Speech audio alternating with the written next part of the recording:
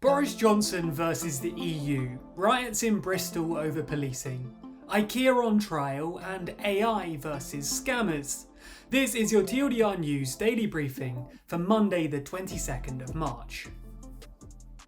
In the first story of the daily briefing today, we discuss the Prime Minister of the UK taking on European Union leaders to try and ensure that vaccines continue flowing to the UK. The issue of vaccine distribution seems to be a pretty significant one around the world at the moment, and while the vaccine has been developed and is in production, demand remains incredibly high, so everyone's keen to get as many as they can. Some countries have production facilities within their borders, but due to deals made by the manufacturers, those home countries aren't always able to get their hands on the vaccines being produced. This has been the case for the EU, specifically in the Netherlands, where the AstraZeneca vaccine is currently being produced. But many of these Dutch-produced doses are heading straight for the UK before reaching arms in the EU, much to the dismay of many people in Europe. One proposed solution to this from the EU's perspective is to simply block the exports of the coronavirus vaccine to the UK. In fact, a meeting is planned for Thursday for EU leaders to further discuss this idea. In an attempt to try and stop this from happening, Prime Minister Boris Johnson will call European leaders to try and persuade them to oppose it. It's been speculated that Emmanuel Macron and Angela Merkel are high up on his call list. The EU aren't happy about him even doing this though, with an official claiming that, as in the past, seeking division among member states will not succeed. What do you think though? Is it fair for the UK to benefit from vaccine development while the EU falls behind, and cases and deaths spike? Let us know your thoughts in the comments below. For our second story today, we stay in the UK to discuss some riots that took place in Bristol.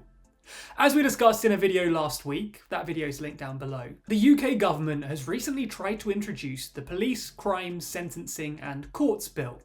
It's currently cleared the first and second reading in the House of Commons and is set to go to committee stage, although it seems like the government's pushed this back to the 24th of June. Nonetheless, the bill has proved itself to be controversial, with huge protests taking place across the UK, as many feel that the government is attempting to curtail the British people's right to protest.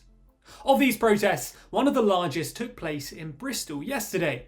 This protest was called the Kill the Bill March, and while things started off peacefully, it swiftly got violent. It actually ended with some of the protesters storming a police building, with police cars being set ablaze and around 20 officers being injured.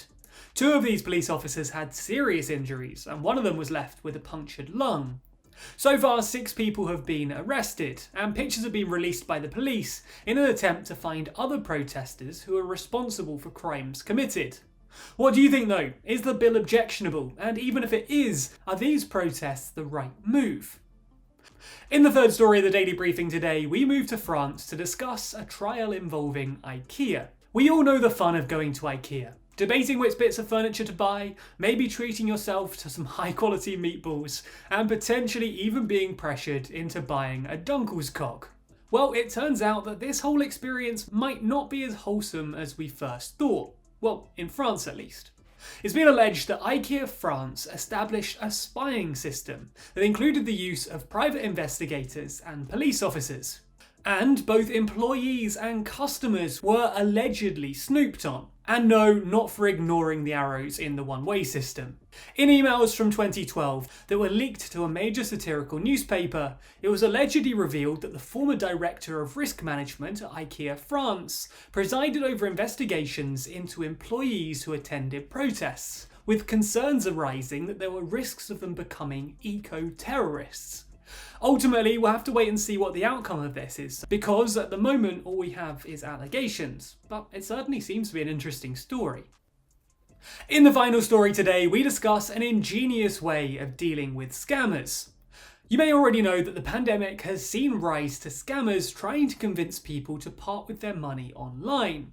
One particularly shocking tactic is so-called romance fraud, which has increased by 20% in 2020 when compared to 2019. This led to a huge £68 million being taken from unsuspecting victims. While many of us might want to do something to get back at these scammers, it's often just impossible. But it seems that there's one man who has quite a lot of experience at making these scammers' jobs harder. You may have even seen one of his videos yourself on YouTube or TikTok.